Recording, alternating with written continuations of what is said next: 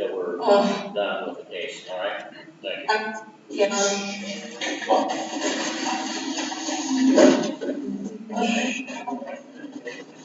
Who would you like next, Your Honor? Tanya Truitt.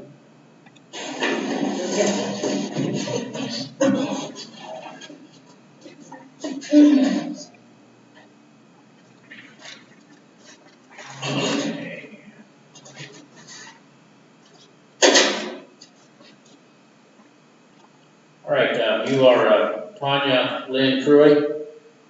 Yes. All right. This is case number 19 CR 212. Scurry was put on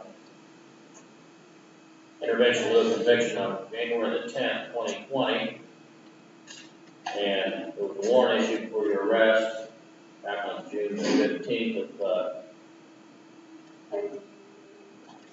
last year. And there was a motion filed to terminate you, and it was a hearing set that didn't appear.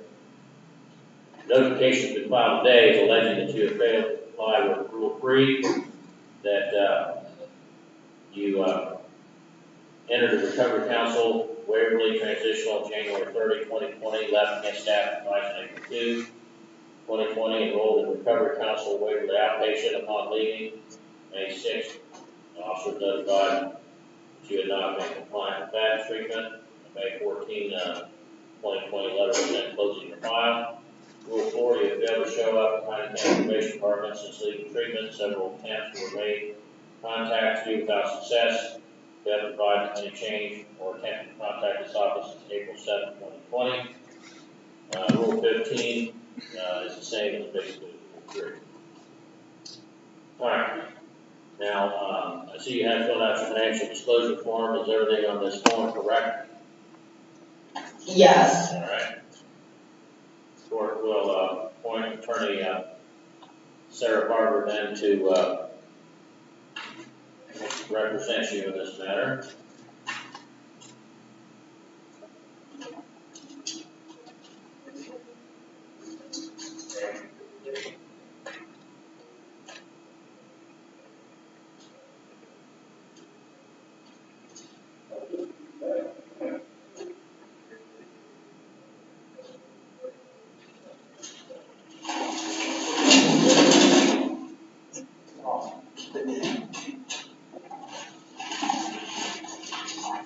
Okay, you'll be held without bond pending the hearing. And we will set your hearing for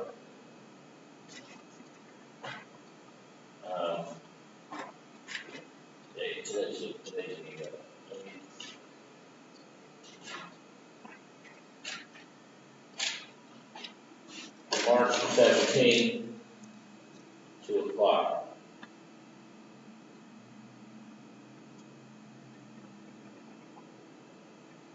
We'll notify Ms. Barber of her appointment. Do you have any questions? No. All right, thank you. Thanks. All right, Ronald Dyson. Yes.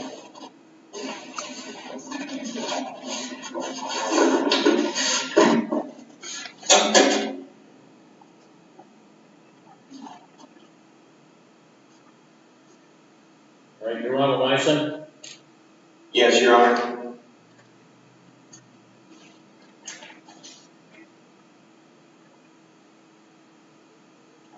All right, we have 3 cases here involving Mr. Eisen.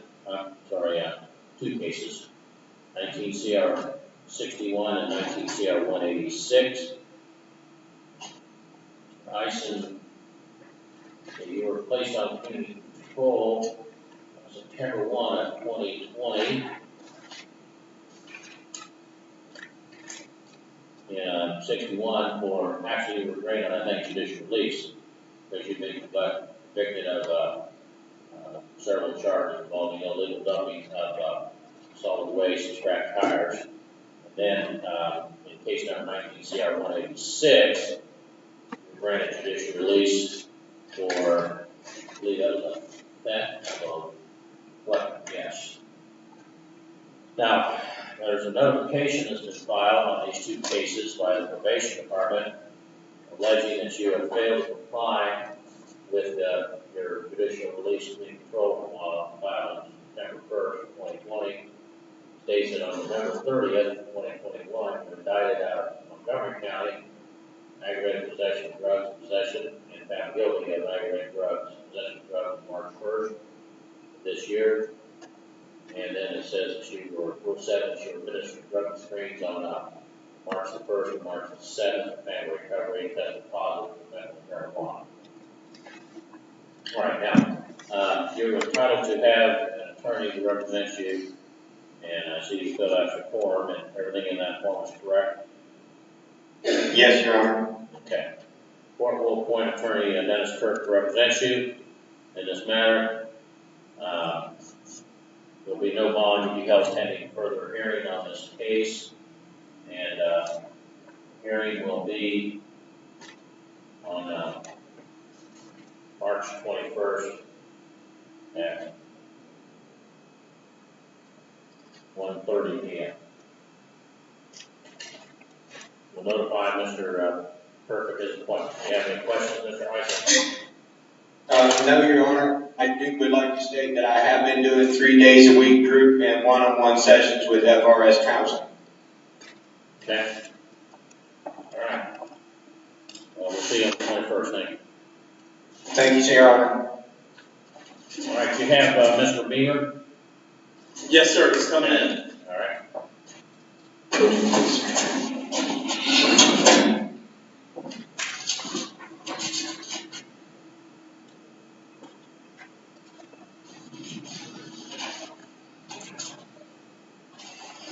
All right, are you James Brooke Beamer? James Brooke Beamer, Jr. All right. This is case number 22 CR 60. State of Ohio versus James Brooke Beamer. Mr. Beamer, you were indicted by the grand jury of this county, along with 3 co-defendants on March the 1st. And it's alleged that, let's see, you committed, looks like 6 counts, counts 1 through 6. You're charged with count 1, aggravated trafficking of methamphetamine in the vicinity of the school zone. Alleges that on or about March 16, 2021, this county, that Malik Aubrey, Eugene Robinson, Mandy Lynn Young, and you did knowingly sell or offer to sell methamphetamine in Schedule 2 controlled substance in the vicinity of the school zone. Or count 2 alleges on or about the same date you knowingly possessed or used that methamphetamine. Count 3 alleges that on or about March 19, 2021, 3 of you again knowingly sold or offered to sell methamphetamine in an amount equal to or exceeding 5 times bulk less than 50 times bulk. Count 4 alleges on or about the same date you knowingly possessed it. Count 5 alleges on or about March 19, 2021, she knowingly sold fentanyl-related compound. And that was involving Malik, Aubrey, Eugene Robinson, Mandy Lynn Young, and you. And actually, count 3 also involved all 3, the other 3. All right, now counts 1, 3. I'm sorry, count 1 is a 3rd-degree felony, as is count 5. Those carry possible prison term between 9 and 36 months and a fine of $10,000. Count 3 is a 1st-degree felony, and that carries a possible prison term of between 3 and 11 years as the minimum set by the judge, for a maximum of up to half of whatever term the judge orders, as determined by the Department of Corrections. And that would be a mandatory sentence, so there would be no probation or community control available. That would be prison time, the full amount wherever the term is imposed. Count 4 is a 2nd-degree felony. That is 2 to 8 years as the minimum. the maximum of 50% more determined by the probation or by Department of Corrections. And then you have fifth degree felonies as well, and those are possession charges of fifth degree felonies, and those carry possible prison term 26 to 12 months and fine of $25 million. All carry possible license suspension of 6 months to 5 years. Now, Mr. Beamer, have you previously been in court on this case? No, Okay. That's all I need to know. I asked you if you've been in court. So, is everything on your financial form correct? Everything on the financial disclosure form correct? yes. All right. When's the last time you were employed? I actually got a job yesterday. I'm sorry? I got a job yesterday, I just haven't started yet. No, okay. Where was that? Magic Tunnel in Wilmington. Okay.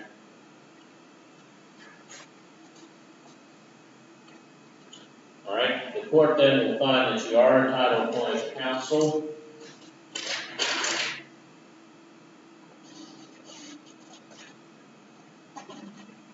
I'll appoint Attorney Dennis Kirk of Hillsborough, Ohio, to represent you. And in the absence of counsel, I'll enter a not guilty plea on your behalf. We'll have a bail review hearing on your case tomorrow morning at 8:30. If he's available, if not, it may have to be pushed back later in the day or Thursday. We'll set your first pre-trial for April 13 at 1 o'clock. Final pre-trial will be May the 4th at 1 o'clock. Trial date will be May the 31st at 8 a.m.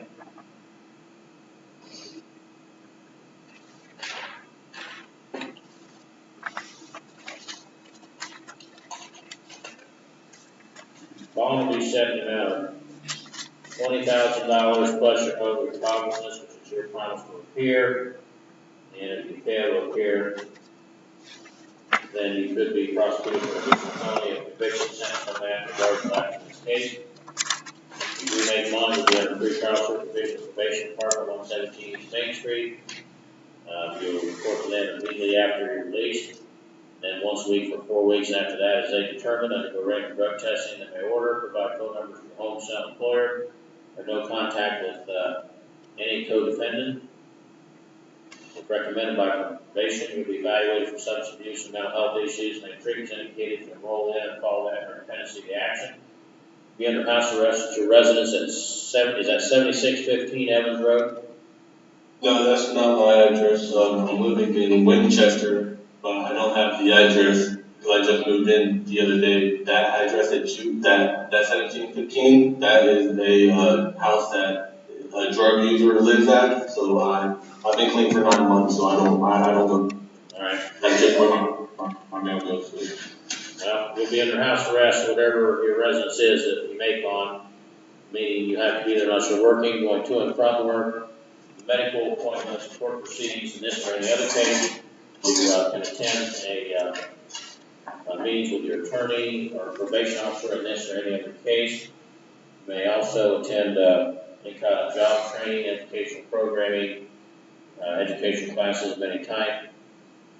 You may also attend church services. If you fail to comply, then the court could revoke that bond and have you held till further order.